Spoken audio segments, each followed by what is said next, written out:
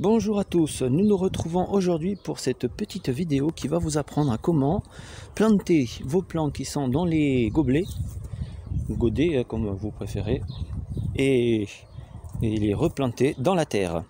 Donc nous sommes aujourd'hui le 10 mai, donc nous avons à peu près de maintenant jusqu'au 15 mai pour planter nos semis, replanter nos plants de semis.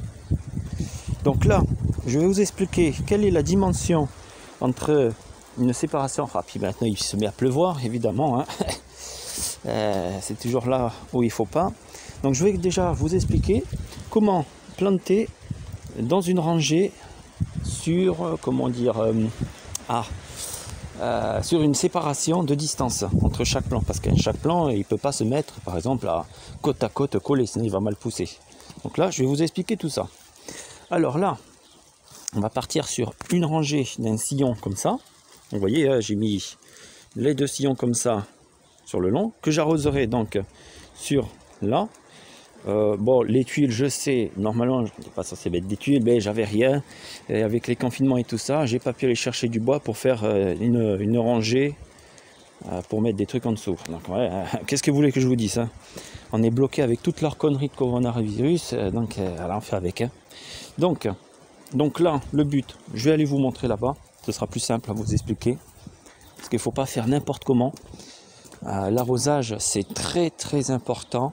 Mais il y a une façon d'arroser qui n'est pas n'importe comment. Donc voilà, je vais prendre par exemple l'exemple sur celui-là. Donc vous voyez, là j'ai fait un sillon qui fait tout le tour comme ça et qui revient ici, comme un genre de fer à cheval. Donc là, je vais mettre le tuyau ici, et je vais arroser tout le long. C'est-à-dire je vais laisser couler de là, puis l'eau elle va faire comme ça, elle va revenir là. Et quand l'eau elle sera remontée, j'attends que la terre elle aspire tout. Et une fois que c'est tout aspiré, je vais prendre donc le feuillage. Désolé que le vent, hein, il y a le vent aussi. Donc je vais prendre ce feuillage là. Donc vous savez, moi je suis plutôt pour des feuilles et du pin. Alors, après chacun il fait comme il veut, hein. Si vous voulez mettre je sais pas moi, autre chose, c'est vous qui voyez. Moi comme vous savez, moi je respecte ce qu'il y a à l'intérieur d'une forêt. Donc je préfère privilégier ce qu'il y a dans une forêt, c'est-à-dire le feuillage, particulièrement le feuillage, et avec peut-être des bois morts, etc. Donc moi j'ai pris donc le feuillage de noisette et les aiguilles de pin mélangées avec un petit peu de bois mort. Donc une fois que c'est bien arrosé, on prend le feuillage et on remet tout le tour. Alors il faut savoir qu'on peut arroser, comme je vous ai dit la dernière fois, une fois tous les 20-30 jours, tout dépend comment ça va être sec en dessous. Donc une fois que ça c'est fait, pour re-arroser plus tard, alors il ne faut pas re-arroser dessus, hein. Il faut retirer le paillage, re-arroser et remettre le paillage. Donc vous prenez une fourche, je ne sais pas ce que vous voulez, vous enlevez, vous mettez sur le côté, vous arrosez et après vous replacez, etc. À chaque fois vous allez arroser. Donc pour le placement des semis, très simple, j'essaie de mettre dos au vent pour pas que ça fasse trop de pchit. Donc là, puis malheureusement j'ai un colis, sacre bleu. Ben écoutez, j'essaierai de faire un montage, je verrai comment je peux faire. Donc voilà, me voilà de retour. Bon, j'espère que j'aurai essayé de monter la vidéo correctement. J'aime pas du tout monter les vidéos parce que j'ai vraiment pas le temps. Et du coup, ben voilà quoi, on verra comment ça se passera. Donc comme je disais, je vais vous expliquer déjà la distance qu'il faut planter un plant de tomates. Alors, vous prenez votre plant de tomates, il faut le mettre à peu près à, on va dire, pas tout à fait au début du sillon, mais voyez, le sillon il démarre là, donc vous mettez à peu près la plante ici. Une fois que ça c'est fait, il faut faire un trou, donc je vais vous montrer comment on fait le trou. Donc pour ça on va prendre un outil que j'aime bien. Il faudra que je fasse une vidéo qui vous montre tous les outils qu'il faut pour pouvoir faire du maraîchage, la permaculture, le potager et tout ça. Donc je vais le faire ici. Donc vous voyez, ça c'est un outil, je ne sais plus du tout comment ça s'appelle. C'est avec des dents sur 4 côtés. Alors je ne sais pas si je vais pouvoir le faire. Donc toc, on va tourner comme ça. Voilà, bon, c'est pas évident. Hein. C'est pas évident de filmer quand il n'y a personne qui peut nous filmer. Donc enfin, vous aurez compris, on va faire un rond, on va aller en profondeur, toujours en gardant un genre de cercle qui va en profondeur, pas élargir sur les côtés. Vous voyez, hop, je vais tourner comme ça, je vais retirer la terre, je vais retourner, je vais retirer la terre, etc. Qui va vous faire un genre de tunnel qui va vers le bas. Une fois que ça c'est fait, il faut que ça soit à peu près, je dirais, 30 cm pour une tomate. 30 cm c'est pas mal. Alors pour savoir comment on fait pour mettre la pied de tomate, alors vous avez le tronc, l'escargot qui se met là. Il faut les tuer, hein. C'est comme ça, hein. C'est la loi de la nature, hein. Alors vous regardez à partir du bas du tronc, vous allez avoir une première pousse, une deuxième pousse, et après vous avez le haut. Ce qu'il faut faire, c'est retirer, couper. Vous coupez avec un ciseau, toujours un ciseau bien nettoyé, avec un petit peu d'alcool à la rigueur pour ne pas mettre de maladie. Donc vous coupez les deux premières en bas, voir s'il y en a trois, et vous laissez le haut. Et là, ce que vous allez devoir faire, c'est planter tout le tronc dans la terre, dans le trou rond que vous allez faire. Et laisser à peu près ça sortir de la terre. Donc ça veut dire qu'il y aura à peu près quelque chose comme ça, qui sortira de la terre. Il ne faut pas que la feuille du haut touche la terre, hein. Donc une fois que vous avez planté ça, vous pouvez mettre 1 mètre entre chaque plant de tomate. C'est parfait, 1 mètre c'est ce qu'il faut. Donc ça vous faites 1 mètre, 1 mètre, 1 mètre, toute la longueur, c'est ce que j'ai fait. Entre les tomates, vous avez un bon assortiment, c'est-à-dire le chou. Vous avez exactement le chou cabute qui se marie bien avec les tomates. Si vous avez des choux cabutes, vous pouvez mettre du chou cabute avec les tomates, ça marche très bien. Pour les salades, donc nous avons les laitues. Les laitues, c'est un peu moins grand, hein, vous faites à peu près un trou de 10 cm. Vous mettez la laitue exactement comme la tomate, donc pareillement. Donc c'est 50 cm entre chaque laitue. Donc vous voyez, 50 cm entre chaque laitue. Donc là, vous savez comment on fait pour les laitues. Pour l'assortiment des laitues, vous avez les haricots. Donc haricots nains, haricots mange-tout, haricots au beurre. Et vous avez un dernier, je crois que c'est le haricot écossais. Donc voilà, vous avez un assortiment qui va bien avec les salades. Pour le haricot, c'est assez simple, hein. C'est 50 cm aussi. Donc ce que vous faites, vous mettez 50 cm de là à lui de là, et au milieu vous pouvez mettre une laitue. Donc qui représente 50, 50, 50. Et la laitue, 50, 50. Donc vous avez une séparation de 50 entre salade et entre haricots, 50 aussi. Pour les faire grimper, vous avez deux solutions. Soit vous mettez un grillage comme j'ai fait là. Donc vous mettez à peu près 1,50 m entre chaque boîtonnet avec un grillage. Vous pourrez les faire monter dessus. Ou vous avez l'autre solution, c'est de ne pas mettre de salade entre chaque haricot. Et simplement, ça c'est une autre solution, vous n'êtes pas obligé de les faire monter, hein. Mais si vous voulez faire un assortiment, ça vous n'avez pas le choix. Sinon ça va étouffer la salade. Alors là j'ai deux haricots par exemple. Là vous avez le haut de l'haricot, vous voyez la tige du haut, la tête. Il suffit simplement de prendre la tête, de prendre l'autre tête de celui-là et de les faire croiser.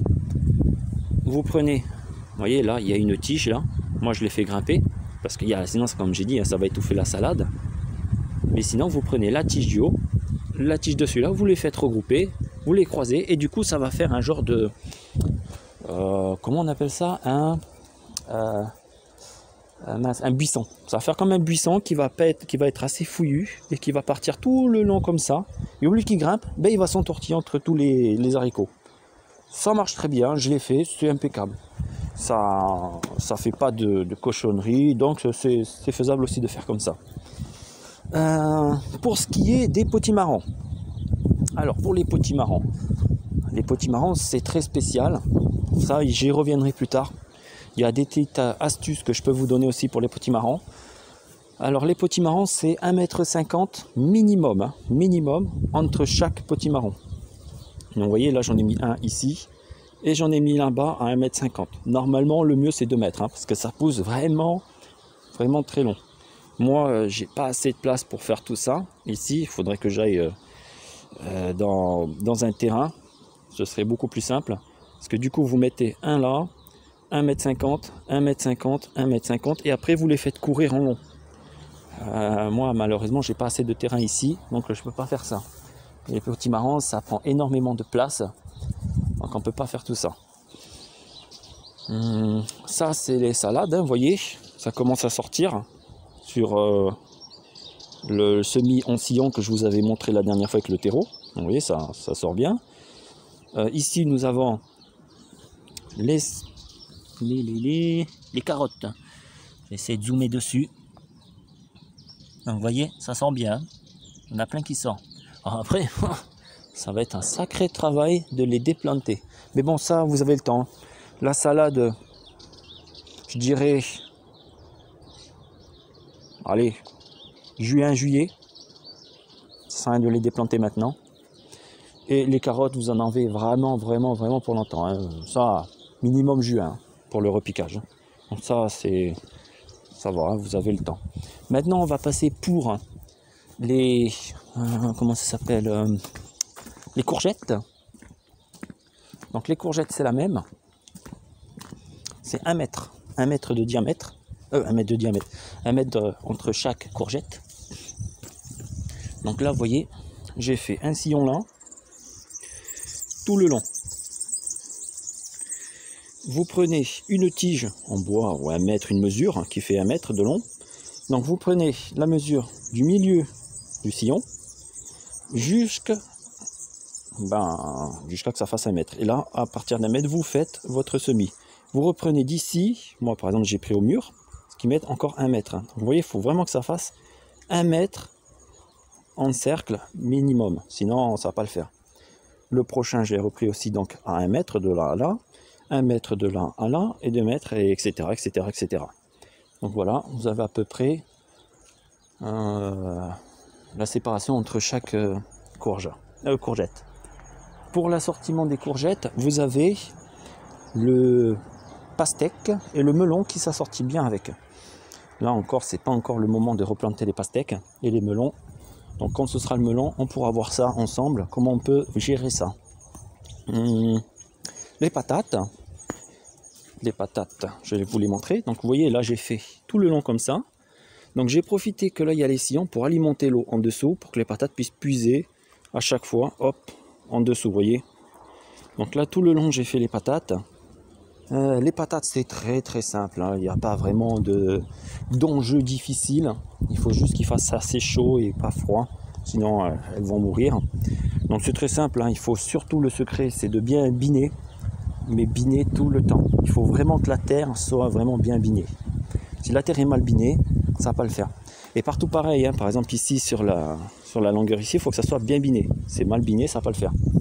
Là vous voyez, là j'ai bien biné, la terre on voit qu'elle a été bien binée. Et ça c'est très important. Si vous binez pas, vous n'aurez jamais des bons légumes. Je crois que j'ai fait le tour pour tout ce qui est du rempotage dans la terre. Est-ce que j'aurais oublié quelque chose? Ah ben oui, bien sûr, bien évidemment. Hein, si je vous donne pas le secret, ça va pas le faire. Alors, hop, ça c'est le secret, voyez. Donc, vous faites votre trou.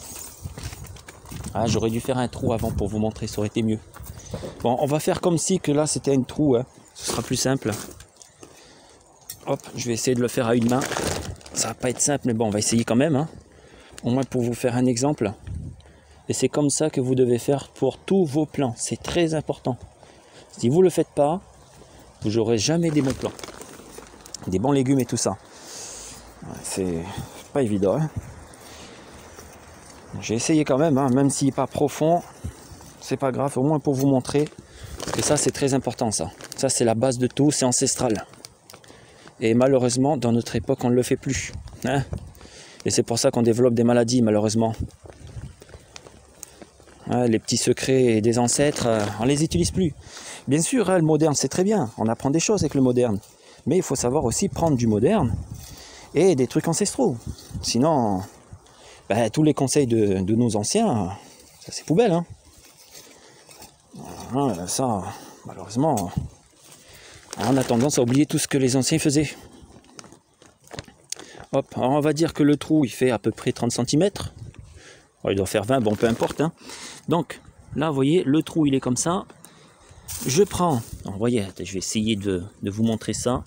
Hop, vous voyez là, c'est un peu blanc. Ça, c'est le champignon de la forêt. Vous le trouvez que en forêt, ça. Ah, malheureusement, si vous n'avez pas de forêt, là, je sais pas quoi vous dire. Hein. Il vous reste plus qu'à acheter un petit terrain en forêt. Hein. Oh. Je sais pas comment on fait du champignon naturellement. Enfin, soi-même. J'essaierai de trouver comment faire du champignon comme ça. À mon avis, on doit pouvoir le faire, mais à mon avis, ça doit prendre des trucs genre 2 ans sur le temps. Hein. Bon, bref, vous allez en forêt, vous regardez par terre, et suivant où c'est des forêts bien humides, vous allez avoir du blanc comme ça. Ben, ça, c'est des champignons. Donc, vous prenez ça, vous le mettez dans le trou. Hop, j'en remets encore un peu, disons 2 poignées comme ça. Toc. Voilà, on va dire que je l'ai fait, hein, je ne vais pas gaspiller, ça sert à rien, je ne vais pas planter là. Hop, voilà. Je vais prendre l'arrosoir. J'ai pas d'arrosoir. Bon, on va faire comme si j'ai pris l'arrosoir. Imaginez, il faut avoir l'imagination. Hein. Donc là, j'ai mis donc le feuillage avec le champignon, les bactéries donc. Hein. Je rebouche un petit peu. Je mets de l'eau avec l'arrosoir. Je prends mon plan. Donc imaginons qu'il y a un plan là, donc toc. Je remets. Donc l'eau, il faut bien que l'eau elle monte jusqu'à là. Il faut que quand vous prenez votre plan, le plan il regorge dans l'eau. Hein. Et hop, on rebouche avec le plan. Et après, surtout, ne plus jamais arroser le plan. Il ne faut plus du tout arroser le plan. Jusqu'à qu'il meure. Hein. Et le but, comme je vous ai expliqué, c'est de mettre les plants et d'arroser uniquement dans les sillons. Si vous arrosez les plants, c'est pas bon. C'est pas comme ça qu'on fait. Peut-être que dans notre moderne, c'est ce qu'on fait. Mais il faut savoir que nos anciens ne faisaient jamais ça. Ils arrosaient simplement dans des sillons. Jamais les plants. Si vous voulez faire comme à votre tête, hein, c'est vous qui voyez. Moi, je fais en sorte de respecter ce que les anciens faisaient. Sur ce, je vous ai remontré donc, ces petites techniques. Ah oui, ces champignons-là, ce qu'il y a dans la forêt, c'est pour éviter que vos légumes tombent malades. C'est ce que permet, comment dire ça, l'azote, l'hydrogène, le carbone se marient ensemble avec les rayons du soleil et captent tout ça pour faire etc. etc. Et du coup, ça évite de former des champignons, comment on appelle ça, des maladies. Voilà, en gros, je ne vais pas rentrer dans les détails, mais vous aurez compris. Sur ce, je vous souhaite une agréable replantation de vos semis. Et je vous dirai la prochaine fois, certainement dans une prochaine vidéo, pour tout ce qui est outils essentiels pour l'agriculture, de votre maraîchage, permaculture, etc. Sur ce, oyère.